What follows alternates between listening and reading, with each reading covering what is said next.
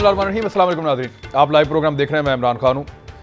Corona virus जो है उसके फैलने का ख़तरा पाकिस्तान में मज़ीद बढ़ता जा रहा है। वज़ीर आज़म पाकिस्तान कह रहे हैं कि मई में केसेस बहुत ज़्यादा बढ़ सकते हैं, और ये बात वो उस वक्त कह रहे हैं जब पाकिस्तान में गुज़िश्ता 24 घंटों में 24 अफराद जो है उनकी हलाकत हुई है कोरोना की वजह से। यहाँ जब शुरू हुआ था तो 1 हलाकत 2 हलाकत ऐसे चलता था, और 5-6 हलाकतें हुई थी, फिर 17 हलाकतें एक दिन रिपोर्ट हुई थी, और अब 24 हलाकतें जब रिपोर्ट हुई हैं तो उसके बाद हम ये बात कर रहे हैं। और वज़ीर आज़म पाकिस्तान कह रहे हैं कि इससे हलाकतों की तादाद बढ़ सकती है। लेकिन साथ ही साथ नरमी की जा रही है, लॉकडाउन में नरमी की जा रही है, लोगों को बाहर आने की इजाज़त दी जा रही है, मजहबी इज्तिमात की भी इजाज़त दी जा रही है। इन तमाम चीज़ों को उस वक्त किया जा रहा है जब वज़ीर आज़म के बकौल कोरोना के खदशात भी बढ़ रहे हैं। खदशात बढ़ते चले जा रहे हैं, वबा बढ़ती चली जा रही है, और जो नरमी है वो भी साथ साथ की जा रही है। कैसे मैनेज किया जा सकता है, ये कन्फ्यूजन जो है इस पे आज हमें बात करनी है। और एक और चीज़ के शहबाज शरीफ साहब के बारे में क्लेम किया आज साबिक वज़ीर आज़म शाहिद खाकान अब्बासी साहब ने कि अगर वो होते तो शायद सिचुएशन मुख्तलिफ होती। लेकिन ये शहबाज शरीफ साहब तो सिर्फ कोरोना वायरस के डर से नैब की पेशी भी नहीं गए, तो ये कैसे कोरोना वायरस को कंट्रोल करते, मेरे दिमाग में ये सवाल आ रहा था। लेकिन चलें, अभी हम इसके बारे में भी बात करेंगे। मेरे साथ जो मेहमान मौजूद है मैं तारुफ कराऊँ। पहले फैसल वाडा साहब, federal minister Pakistan Tehreek Insaf, doctor Tarak फजल चौधरी साहब, साबिक मिनिस्टर PMLN, और चौधरी मंजूर अहमद साहब पाकिस्तान पीपल्स पार्टी के सीनियर रहनुमा हैं। आप तीनों अहबाब का ज्वाइन करने का बहुत शुक्रिया। सबसे पहले फैसल वाडा साहब, शहबाज शरीफ साहब होते तो कोरोना के खिलाफ हुकूमत इस हद तक ऐसे नाकाम ना होती। शाहिद खाकान अब्बासी साहब कह रहे हैं कि आप तो बिल्कुल नाकाम हो गए, कोई पॉलिसी आपकी काम की नहीं है, लिहाजा शहबाज शरीफ साहब की याद सता रही। बहुत शुक्रिया इमरान साहब। देखें, इस टाइप की जो ज़बान इस्तेमाल की खाकान अब्बासी साहब ने, और इस टाइप के फजूल सवालों का जवाब मैं नहीं समझता कि मुनासिब है। आपका टाइम भी ज़ाया हो, आवाम का भी हो, मेरा भी हो, और मेहमानों का भी हो। तो जिसका सर पैर ना हो, इररेलेवेंट क्वेश्चन, बुखलाए हुए लोग चोरी बेईमानी के अंदर घिरे हुए, एहतसाब से भागे हुए, मुल्क बैरून मुल्क ट्रैवल करने वाले लोग, कॉर्नर मीटिंग्स करने वाले लोग, पार्टी मीटिंग करने वाले लोग, एहतसाब के नाम पे जो भाग जाए, जो कोरोना को एक रीज़न बना दें या वायरस को एक रीज़न बना दें, वो वायरस करेंगे। और हमने बहुत सारी फाइट देखी। जो आज फाइट करने की बात करें वो 35 साल से इक़्तिदार में थे। कई लाख उन्होंने अस्पताल बना दिए, कई करोड़ उन्होंने स्कूल बना दिए, कई अरबों की तादाद में दवाइयाँ पहुँचा दी, वेंटिलेटर्स करोड़ों की तादाद में। क्या क्या बताऊँ मैं इनके कारनामे, इनके ये कारनामे। उसके बाद इनके पास हया भी है, और इनके पास शर्म भी नहीं आती कि ये सामने आते हैं, ऐसी बातें भी करते हैं, ऐसी ज़बान भी इस्तेमाल करते हैं वज़ीर आज़म के लिए। और क्या कह सकता हूँ मैं, मतलब बदनसीबी इस मुल्क की कि ऐसे हुक्मरान रह चुके हैं, और ऐसे हुक्मरान अब जो जिनको मैं एक्सपायर्ड कहता हूँ, जिनकी सियासत एक्सपायर्ड है हर लिहाज से, वो बेचारे अब आके इस टाइप की बातें करके समझते हैं कि उनका सियासी वजन कद बढ़ रहा है। उनसे क्या केसेस अपने फेस करें, उससे बाइज़्ज़त बरी हुए, फिर बात करेंगे। और सबसे पहले तो कौम को आगे बताया कि 35 साल में जो इस मुल्क के साथ किया है, जो स्कूल कॉलेज अस्पताल बना दिए, टेक्नोलॉजी आम कर दी है, और वेंटिलेटर्स जो अरबों की तादाद में दिए हैं इस मुल्क को, उसका जवाब दे। और फिर पापड़ वाले के थ्रू जो सारे पैसे ले गए हैं और ये एहतसाब के नाम से दैब से भागे हुए, उसका जवाब दे। बाकी फजूल बातें करने की जरूरत नहीं, ना टाइम है किसी के पास, ना आप जाया करें ना मैं जाया करूँ। चलें, जवाब फिर इनको देना चाहिए। मैं डॉक्टर तारक फजल चौधरी साहब जवाब दे दें। तो ये कि शहबाज शरीफ साहब होते तो क्या ऐसा नया करते जो ये हुकूमत नहीं कर पा रही, और वो शहबाज शरीफ साहब जो नैब की एक पेशी में सिर्फ इसलिए नहीं गए कि कोरोना लगने का खतरा है उनको, उनसे आप उम्मीद कर रहे हैं कि वो काम करेंगे? बिस्मिल्लाहिर्रहमानिर्रहीम। सबसे पहली बात तो ये जो आपने के हवाले से कहा वो नैब की पेश नहीं हुए। देखिए, यकीनन उनकी जो उन्होंने बताया अपनी माजी के हवाले से, ज़ाहिर है इस बीमारी से आपको पता है। डॉक्टर साहब, आपकी आवाज़ में थोड़ा प्रॉब्लम है। डॉक्टर साहब एक मिनट आपकी तरह ऑडियो ठीक करते हैं। एक मिनट, मैं चौधरी साहब के साथ मामला। तो सब देखें, इस गवर्नमेंट के साथ मिलकर आप काम कर रहे हैं, सियासी इख्तलाफात हैं, दो अलग अलग पॉलिटिकल पार्टीज हैं, लेकिन जो फैसले कर रहे हैं आप लोग मिल के कर रहे हैं, और कहीं ना कहीं पाकिस्तान ने अच्छा परफॉर्म किया है, और पाकिस्तान की अच्छी परफॉर्मेंस की वजह से यहाँ पे पेंडेमिक वैसे नहीं फैल। मैं उसमें मुराद अली शाह साहब का अपना रोल है, इमरान खान साहब का अपना रोल है, बाकी इदारों का अपना रोल है, लेकिन कहीं ना कहीं ये रोल अच्छा प्ले हुआ है। तो यहाँ पे वो सूरत हाल नहीं है जो आज इटली में, स्पेन में, इंग्लैंड में और अमेरिका में है। जी चौधरी साहब। अच्छा देखिए, पहले तो ये बात है कि एक अलमिया इस मुल्क का ये है कि पाकिस्तान के को जिस तरह से फेस करना चाहिए था, उस तरह से हुआ नहीं जो हम देख रहे हैं या जिस तरह से हम समझते हैं चीज़ों को। ये खुशकिस्मती कहें, पाकिस्तान को ज़्यादा टाइम मिल गया। मैं अभी देख रहा था कि इटली के अंदर जो पहला केस था वो 19 जनवरी को सामने आया था। इसी तरह से इंग्लैंड में 19, 20 को, 21 को, अमेरिका के अंदर सारी जगहों पे आ गए। पाकिस्तान के अंदर जो पहला केस है वो 26 फरवरी को आता है। ठीक। अगर आपने उन चीज़ों को देखना है, वो जो ज़्यादा तेज़ी से बढ़ता है, तो वो देखना है कि कब बढ़ता है और कब इसका जो चीज़ें हैं वो ख़राब होना शुरू हो जाती। मसलन मेरी जो स्टडी है उसके मुताबिक 8वें से 13वें हफ्ते के दरमियान वो बढ़ता है। ठीक है। जो सिंध गवर्नमेंट कह रही थी इमरान खान साहब को कि हम पहले लॉकडाउन कर लें, क्योंकि कुछ गलतियां की थी इन्होंने। गलतियां जब हम इनको गिनवाते हैं कि आपने ताफ्तान पे गलती की, वहां पे ठीक तरह से क्वारंटीन सेंटर नहीं बने, तो ये बजाय इसके कि कहीं उसको माने या रिबटल दें, और ये डाल देते हैं, कभी ये पहले डालते रहे बलूचिस्तान गवर्नमेंट में। ये बलूचिस्तान गवर्नमेंट का इशू नहीं था, वो बलूचिस्तान गवर्नमेंट ने नहीं करना था, वो फेडरल गवर्नमेंट ने वहां पे करना था, क्योंकि बॉर्डर्स, एयरपोर्ट सब कुछ फेडरल गवर्नमेंट डील करती। नहीं किया। अब यहां पे क्या करना शुरू कर देते हैं, यहां पे गालियां देना शुरू कर देते हैं कि नहीं ये देखो, ये मजहब को अटैक कर रहे हैं।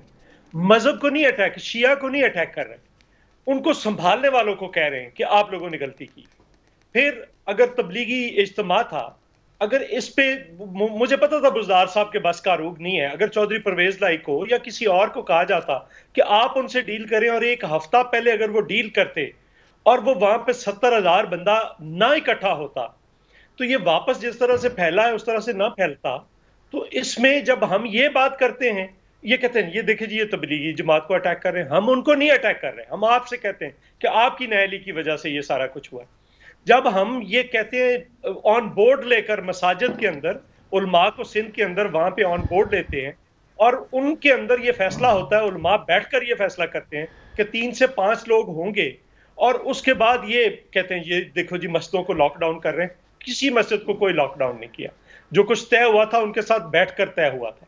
और ये सारी चीजें अगर हम करते हैं, बजाय इसके कि ये अपनी जिम्मेदारी को कबूल करें, उसकी बजाय अगर सिंध गवर्नमेंट ने गलत फैसला कर दिया जी, कर दिया, तो अगले दिन पंजाब ने क्यों उसको लॉकडाउन को फॉलो कर लिया, अगले दिन केपी ने क्यों फॉलो कर लिया, उससे अगले दिन बलूचिस्तान ने क्यों फॉलो कर लिया?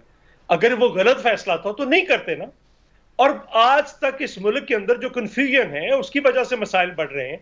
मेरा ख्याल है कि हमारा जो 8 हफ्ते होंगे वो 26 अप्रैल को जाकर होने, और 26 अप्रैल से कंफ्यूज सर। देखिए मेरा जो पहला सवाल था, जब मैं बयानिया शुरू में मैंने जब इसका इब्तदाइया दिया प्रोग्राम का, तो उसमें मैं यही बात कर रहा था कि कोरोना फैलने के खदशात बकौल वज़ीर आज़म पाकिस्तान और सारी जो स्टडीज़ हैं उनके मुताबिक बढ़ रहे हैं, लेकिन जो हमने प्रिकॉशंस लिए थे वो कम हो रहे हैं। मैं डॉक्टर साहब 1 मिनट आपके पास आता हूं। फैसल वाडा साहब, ये बड़ी सीरियस बात दिया।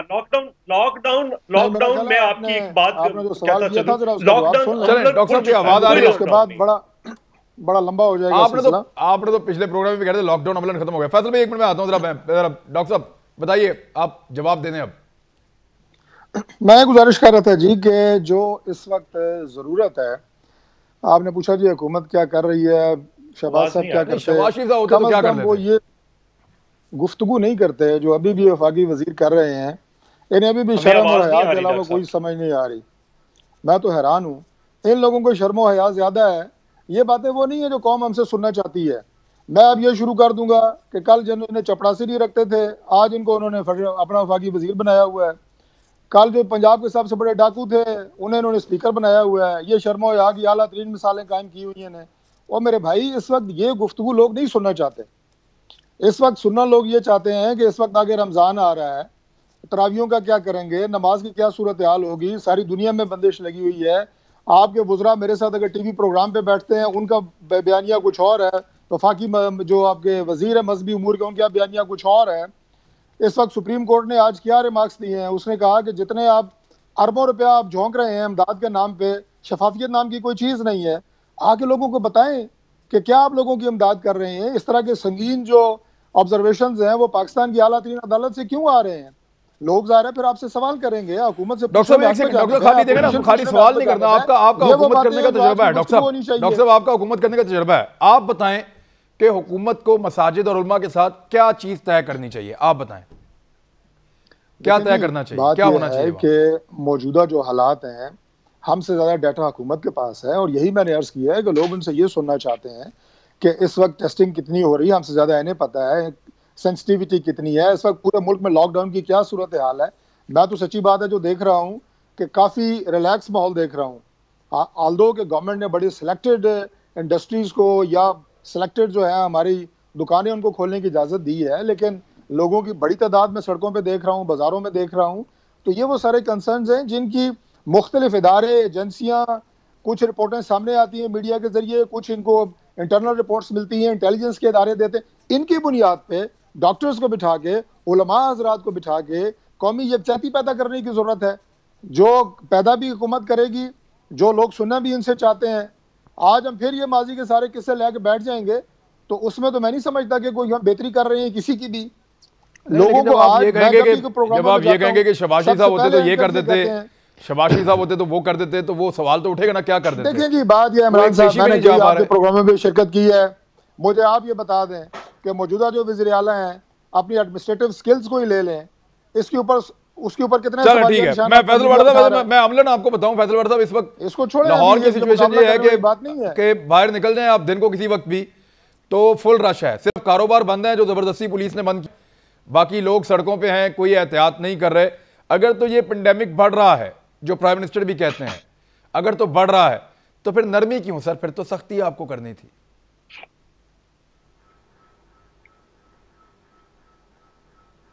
फैसल वाड़ा साहब आपकी आवाज मुझे नहीं आ रही। बिल्कुल जी फैसल वाड़ा साहब, मेरी आवाज अब आ रही है? मेरी आवाज जी मैं ये जानना चाह रहा हूँ कि जी आ रही। देखिए अगर तो पेंडेमिक बढ़ रहा है तो फिर नरमी क्यों कर रहे हैं, सख्ती करें ना। देखिए इमरान साहब, इस वबा का जो अभी तक इलाज नजर आ रहा है वो है लॉकडाउन।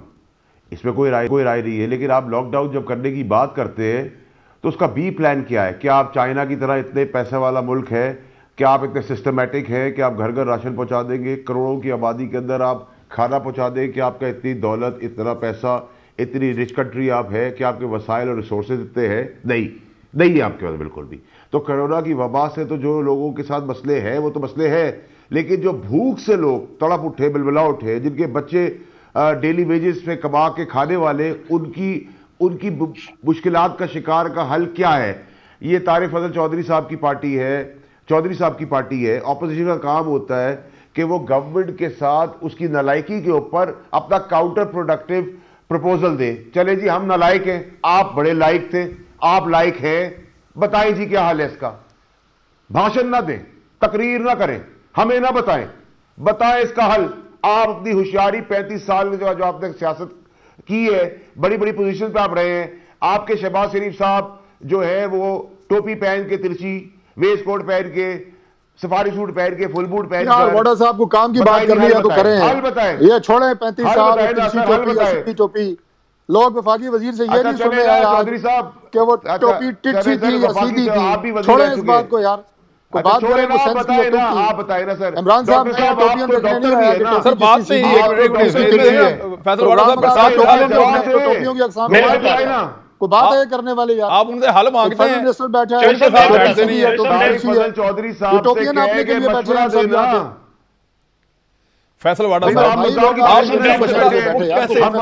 कैसे मशवरा दें? अच्छा एक minute, prime minister Khaqan Abbasi की बातें सुनने बैठे हैं, उसकी नाअहली और बेईमानी के किस्से सुनने बैठे हैं, और गवर्नमेंट में आप हैं, नाअहली आपकी है या परफॉर्मेंस आपकी पे बात होगी, शायद खाकान की परफॉर्मेंस बात नहीं होगी। अभी बात उलमा हज़रात की हो रही है, जवाब देना। आप बड़े वजीर भी रह चुके हैं, आपकी पार्टी हुकूमत में, आप दे हल बताए ना। हम तो आपने कहा लायक ही नहीं है, आप बड़े काबिल लोग हैं, बताएं हल इसका। हल बता चौधरी साहब काम नहीं करना है ना, इस बात को छोड़े। आप अपना जवाब दें। अभी जो इसका मतलब ये कि आप मान नालायक हैं, इसका जवाब सुनना चाहते हैं। टीवी पे आप आके हमें भाषण ना देना, आपका हल कोई भाषण नहीं दे रहा, आपका जवाब भी नहीं है, आपका छुपाने के लिए करप्शन भी नहीं है, आपका भागने का भी रास्ता है। भूसा ना भरा हो।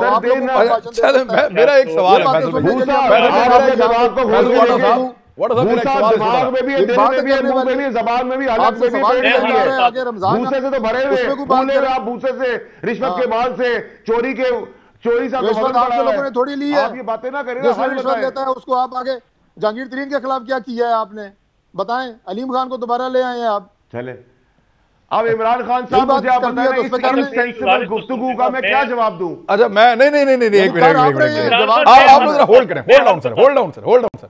देखें, गवर्नमेंट कह रही है कि अपोजिशन हमें सजेशंस दे, कहां पर आकर दे, ये एक सादा सवाल। वजीर आजम साहब बात नहीं सुनते और वजीर आजम के अलावा वो किसी और को सुनाना नहीं चाहते, यानी वजीर आजम उठ के जाते हैं तो अपोजिशन भी उठ के चली जाती है। तो इस तरह तो ना सजेशन दी जाती हैं तो ना ली जाती हैं। चौधरी मंजूर साहब क्या कहना चाह रहे हैं आप? देखिए बड़ा सिंपल सोल्यूशन है। इन्होंने जो अनाउंस किया है पैकेज, वो कह रहे हैं कि 1200 अरब 1250 अरब का अनाउंस किया है। मैं कहता हूं कि देखिए उसमें से लोगों के लिए क्या है। आप 5000 तक बिजली का बिल माफ कर दें, 2000 तक गैस का बिल माफ कर दें। सिंध गवर्नमेंट ने पानी का बिल माफ किया है, बाकी जगहों पे भी पानी का बिल माफ करें। नंबर 1। नंबर 2, जो किसानों को आपने 100 अरब रुपया किसानों और एसएमईज के लिए रखा है, उनके बिजली के बिल, उनके खाद को सेल्स टैक्स उठा लें अभी वक्ती तौर पर, जो दवाइयां हैं उन पे सेल्स टैक्स हो रहा है। नंबर 2, आपने अभी तक सिर्फ बेनजीर इनकम सपोर्ट प्रोग्राम का जो पैसा था, जो पड़ा हुआ था, जो अगले आपने रखा हुआ था, उसके जरिए सिर्फ 40 अरब रुपया डिसबर्समेंट किया है। और रोज शोर क्या कर रहे हैं कि हमने तारीख का सबसे बड़ा जो है वो पैकेज दे दिया। तारीख का सबसे बड़ा पैकेज भाईजान वतन कार्ड प्रोग्राम था, जो 1 करोड़ 40 लाख लोगों को 25,000 रुपया फी खानदान दिया गया था। और अभी अगर आप 2 करोड़ लोगों को अगर आप 10,000 रुपया महीने का राशन का दे दें और यूटिलिटी बिल्स माफ कर दें, तो 2 करोड़ का मतलब है अगर 5 लोग एक फैमिली के हैं तो आप 10 करोड़ को अप्रोच करते हैं, आपका सिर्फ 200 अरब रुपया लगेगा। आपने 200 अरब रुपया वर्कर्स के लिए रखा है जो सबसे ज्यादा इस वक्त तंग है। तो कोई मैकेनिज्म बनाया आपने? कोई मैकेनिज्म नहीं बनाया। सो मैं ये कहता हूं कि ये बड़ी सिंपल सी कैलकुलेशन है। न्यूजीलैंड कितना अमीर मुल्क है, उसने आकर सबसे पहले बंद किया। उसकी तो सनत ही, उसके पास ना कोई सनत है ना कोई ज़राअत है, कुछ नहीं था। सिर्फ उसकी जो थी टोटल वो इस पे थी, जो लोग वहां पे जाते थे, जो सैर करने जाते थे, और उसने फौरी तौर पर बंद करके $30,000 जो है वो सबको दिया और उसने कहा कि कोई काम पे नहीं आएगा, आप लॉकडाउन करें, फिलहाल कोई इसके सिवा रास्ता नहीं है। और ये अगर सजेशन पे अमल दरामद कर लें तो 200 अरब रुपए से ज्यादा कर देते हैं। तो सब लॉकडाउन कर, आपकी सजेशन सुन ली सर, आपकी सजेशन आ गई, मैं फैसल वाडा साहब से जवाब भी ले लूंगा, लेकिन लॉकडाउन कर देते हैं। मुझे क्या आप एक सेकंड, क्या आप मुराद अली शाह साहब गारंटी कर सकते हैं कि पूरे सिंध में सबके घर राशन पहुंच जाएगा? कर दें लॉकडाउन। मेरी सजेशन सुन लेना। डाटा इनके पास है बेनजीर इनकम सपोर्ट प्रोग्राम का, उसके जरिए पहुंच सकता है, दिया जा सकता है। और एक बात और है, देखें ये कहां से देना है। आप 150 अरब रुपया ज्यादा कमा रहे थे तेल से, उसमें से 75 अरब रुपया छोड़ा है, 75 अरब रुपया अभी भी ज्यादा। बिजली के बिलों पे अभी भी आप ज्यादा ले रहे हैं। वो जो कुछ ज्यादा ले रहे हैं वो लोगों को लौटाने का टाइम है, लौटा दीजिए। इसमें कौन सी ऐसी रॉकेट साइंस है? कोई रॉकेट साइंस नहीं। ब्रेक लेने दें सर, ब्रेक लेने दें, ब्रेक के बाद ब्रेक लेके वापस आते हैं। ये सजेशन हम फैसल वाडा साहब के सामने रख देते हैं ब्रेक के बाद।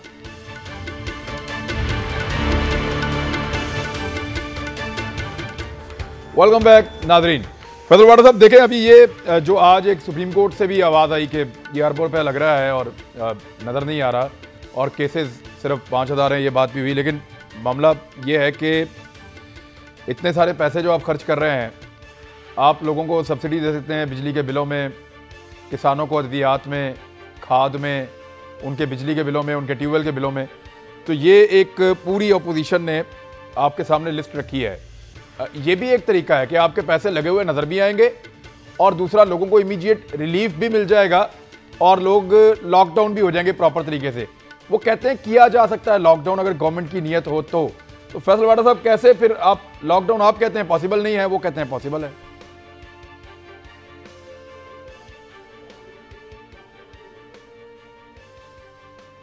फैसल वाडा साहब,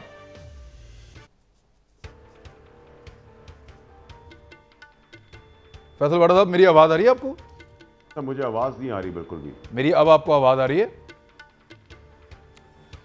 जी चलें, मैं जरा डॉक्टर तारक फजल जोई साहब, डॉक्टर साहब, अब सजेशन जो हैं वो आपको देनी तो चाहिए।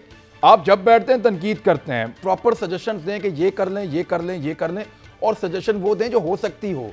अजीबोगरीब बातें ना करें। आप हमारे हालात को, हमारे मुल्क के वसाइल को सामने रख के सजेशन दें। आप अगर सजेशन ये देंगे कि सबको इतना पैसा दे दो, तो पाकिस्तान के पास तो नहीं है। इमरान साहब, गुजारिश ये है कि मुझे आप कोई एक ऐसा बयान बता दें जो सियाको सबाक से को हटके हो, जो नाकाबिल अमल हो, जो अपोजिशन के किसी रहनुमा ने, मैं सिर्फ अपनी जमात की बात नहीं कर रहा, मैं बाकियों की भी बात कर रहा हूँ, उन्होंने सिर्फ पॉइंट स्कोरिंग के लिए कोई बात की हो, उन्होंने कोई सियासी, जैसे सियासी ज़बान का मतलब मैं कह रहा हूँ नेगेटिव पॉलिटिक्स करने के हवाले से कोई बात की हो। हमेशा काबिल अमल और वो बातें हुई हैं जिनके ऊपर आप ये कहें कि आगे जाके फ़ायदा हो सकता है पाकिस्तान की आवाम को। और ये ऐसी वबा है कि जिसका कोई भी अकेले मुकाबला नहीं कर सकता, इसमें कोई दो राय नहीं है। अभी आप रमज़ान की बात कर रहे हैं, इसमें आप अपोजिशन को भी बुलाएं, वो भी आएंगे, बैठेंगे।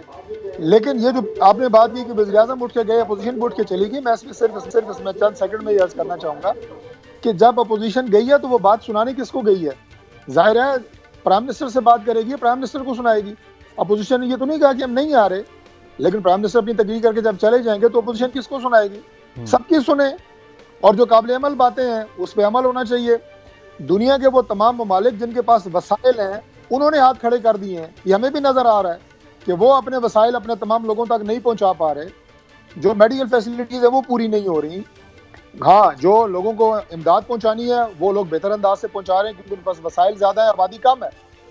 हम इस चैलेंज को, मैं तो कल भी प्रोग्राम में कहा है कि 10 करोड़ लोग इस वक्त, आज भी कहा एक प्रोग्राम में 8 बजे, उन्हें इमदाद की ज़रूरत है और हुकूमत 10 करोड़ लोगों को इमदाद नहीं दे सकती। अब इसको आपने दरमियान में कैसे रखना है? जैसे अभी ये फैसला हुआ, आज की अगर बात करते हैं कि जनाब पार्शली मसाजिद को खोला जाए, जुम्मे की नमाज की इजाज़त दी जाए, तरावियाँ पढ़ने की इजाज़त दी जाए, और उसके बाद SOP जारी किया गया कि ये एहतियाती तदाबीर जो हैं ये इख्तियार की जाए। अब ये एहतियाती तदाबीर कैसे इख्तियार या अपनाई जा सकती हैं, इसमें इम्प्लीमेंटेशन जो है ये दोबारा हुकूमत ने करनी है।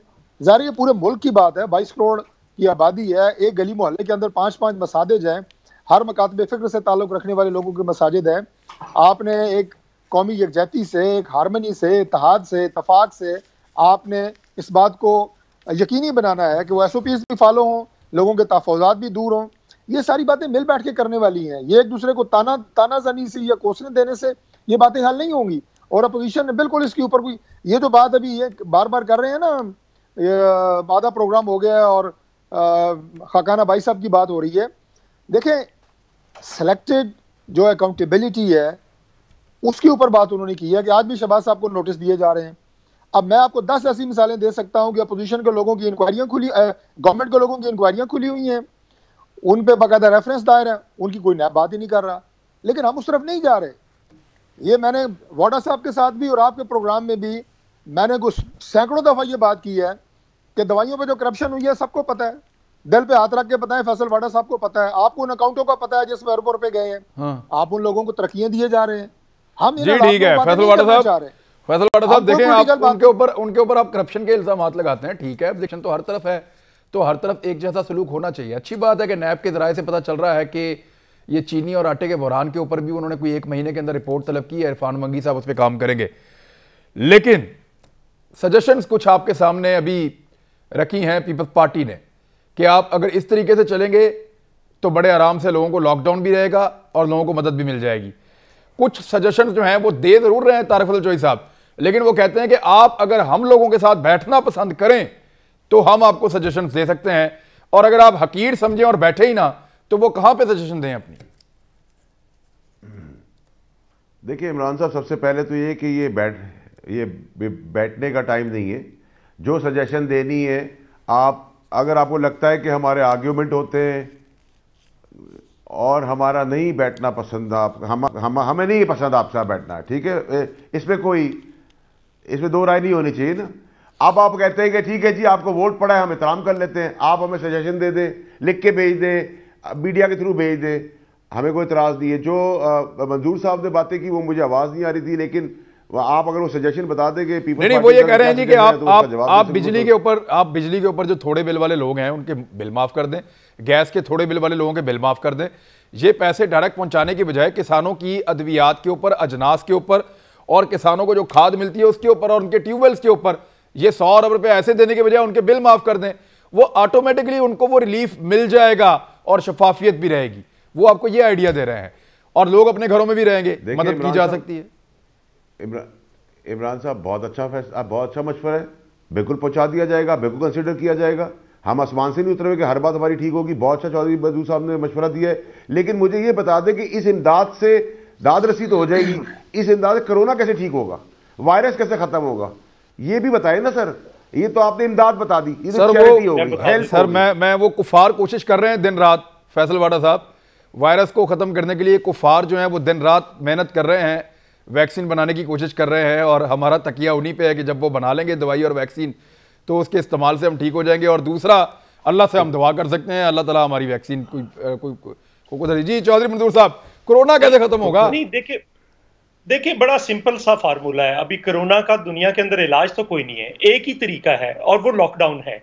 अगर आप ये जो मेरी तजावीज़ है उनको आप सामने रख लें और अगर आप लोगों को खाने के लिए दे दें और 10,000 रुपये अगर दे दें तो 1 महीना मतलब लोग निकाल लेंगे अगर ये यूटिलिटी बिल्स ना हो तो। और उसके लिए कितने 2 करोड़ लोगों को दें, और मैं कह रहा हूं कि 2 करोड़ लोगों का मतलब 10 करोड़ है और 200 अरब रुपया टोटल बनता है। इस तरह से ये बनता है। और बाकी जो आप 1200 का तो सारा ऐसे गलत वो फिगर्स है। 280 की अगर आपने गंदम खरीदनी है तो वो तो हर साल खरीदी जाती है, वो आपने फ्री देनी है।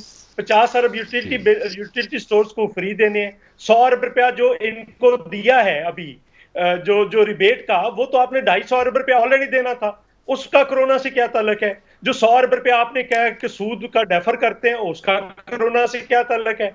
तो ये सारी चीजें ऐसी हैं जिनको आप एक फिगर बना करके बता दिया है, लेकिन जी फैसल वाडा साहब, आवाज आ रही है आपको? लोगों को दे कुछ। अगर हम 1 करोड़ 40 लाख लोगों को 25,000 रुपये दे सकते हैं तो ये दो जी वाडा साहब, अब सजेशन आ गई आपके सामने। जी वाडा साहब।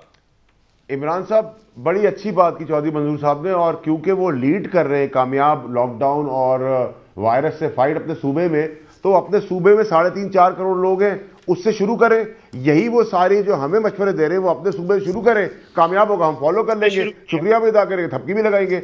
वहां नहीं करना, यहां सारे मशवरे दे रहे हैं। वहां 12 अरब रुपए खा लेने चौधरी मंजूर साहब। राशन रात के अंधेरे में जहाज से आप पानी पे स्प्रे करें, छींटे नहीं पहुंच सकते लोगों के पास, लेकिन अब रातों रात देते जाके राशन उसका पता नहीं चलता, अद्वियात का पता नहीं चलता।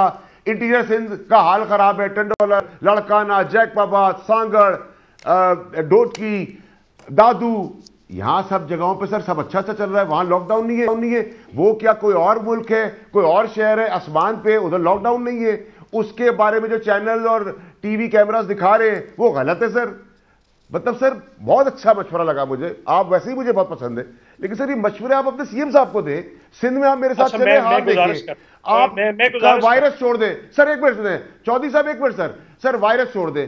थर के अंदर जो बच्चे कई हजार कई सौ बच्चे हर साल वफात पाते हैं, उनका आज तक आपने क्या इलाज किया? आप मेरे साथ चले, आपको मैं सिंध के हाल दिखाता हूं को कितने केसेस हैं, कितना राशन है, कितने बिल्स हैं, कितने ट्यूबवेल है, कितनी काश्तकार को, कितने एग्रीकल्चर को आपने फायदे दे दिए। देना सर, वहां से शुरू करें, इधर क्रिटिसिज्म ना करें। आप देंगे थपकी लगाएंगे, आपके आगे हाथ जोड़ेंगे, गले मिलेंगे आपसे। आपको शुक्रिया। ब्रेक के बाद रिस्पॉन्ड कर लें आप। चलो ब्रेक के बाद रिस्पॉन्ड कर ले, या होल्ड ब्रेक के बाद आप रिस्पॉन्ड कर ले, वहीं से शुरू करते हैं। ब्रेक लें वापस।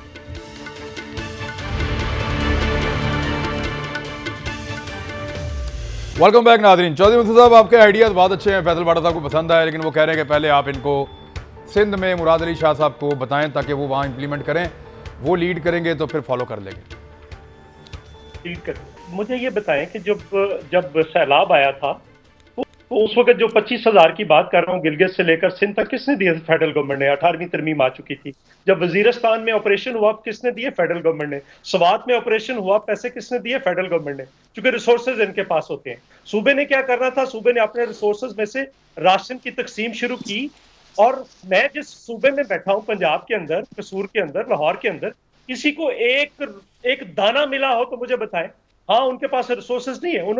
उन्होंने 6,000 रुपया जो उनके पास डाटा था, इन्होंने डाटा नहीं 11 तक दिया जब तक अपना प्रोग्राम किया।